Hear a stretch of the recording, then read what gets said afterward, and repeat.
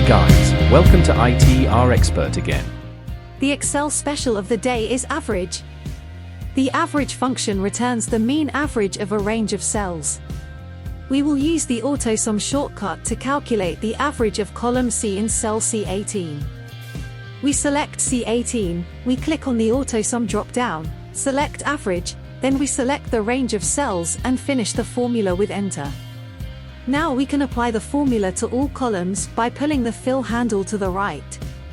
There you go. Follow us for more and write in the comments if there is anything you would like us to cover. Bye now. If you like this video, please hit the thumbs up. Subscribe to the channel and click the notification bell. Thank you.